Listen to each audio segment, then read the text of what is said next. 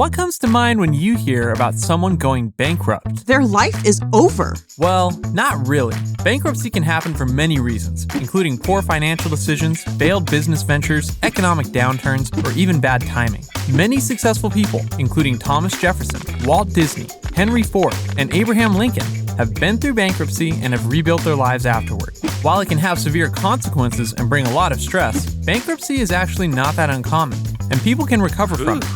In 2022, there were almost 400,000 bankruptcy filings in the United States. So if you ever find yourself in a dire financial situation, don't panic.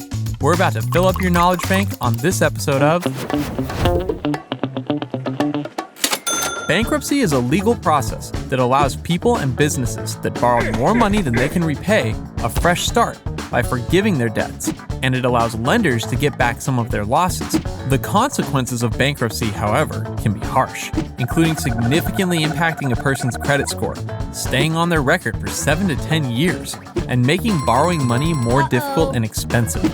And all that piled up debt, even if it's legally wiped away, someone else still has to pay for the purchases made with the debt. But how does someone even get to that point? Well, let's say you buy a new phone and sign a contract that commits you to a monthly, high-interest payment plan. No big deal. You think, I'm babysitting Friday. I'll just use that to make the payments. Next, you decide you need a new wardrobe. You head down to the mall and max out your credit card. No big deal. You think, I'm babysitting next Friday. I'll just use that to make the payments. Finally, you purchase a new car, taking out a high-interest loan to pay for it. No big deal. You think, I'm babysitting next Friday too. I'll just use that to make the payments.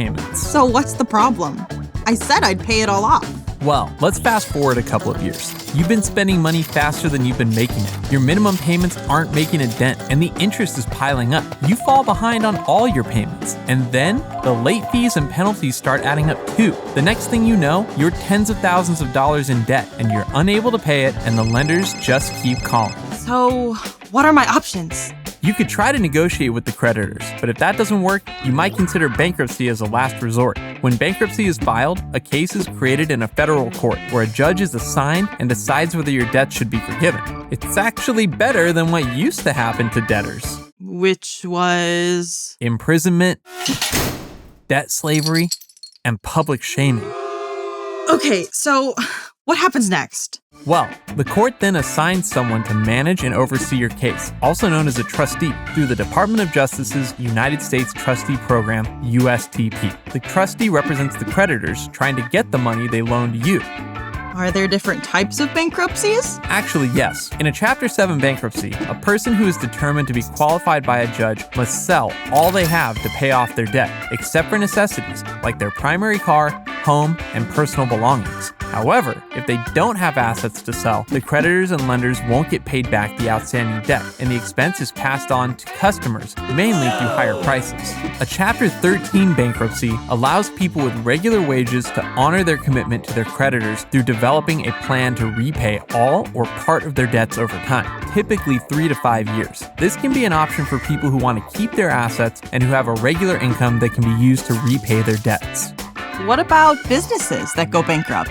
They commonly file for Chapter 11 bankruptcy to reorganize, become profitable, and remain in business. They keep their assets and repay their debts over a period of time. So life isn't over if I file for bankruptcy? Not really. You can eventually rebuild your credit score and financial standing with hard work, patience, and discipline. Nice. Now that you know more about bankruptcy, let's review some ways to avoid it as much as possible. First, learn from the past. Research people who have been through bankruptcy. This will give you insight into their mistakes, the challenges they faced throughout the process, and what they did differently afterward. Second, manage your budget. Whether you invest in the next hot stock or purchase something on credit, consider the risk to your needs and expenses. Know the limit to what you're willing to lose, and don't take on debt you don't have a plan for. Third, check the details. Banks and other financial institutions offering credit cards and loans tend to bury important terms in fine print. Interest and fees can add up quickly and get out of control, so do your due diligence. Nobody wants bankruptcy, and nobody plans for one. But it can happen. If you ever find yourself in that situation, just remember that Walt Disney, Thomas Jefferson, Henry Ford, and Abraham Lincoln overcame it, and so can you. Watch more at PragerUkids.com, and parents, don't forget to subscribe.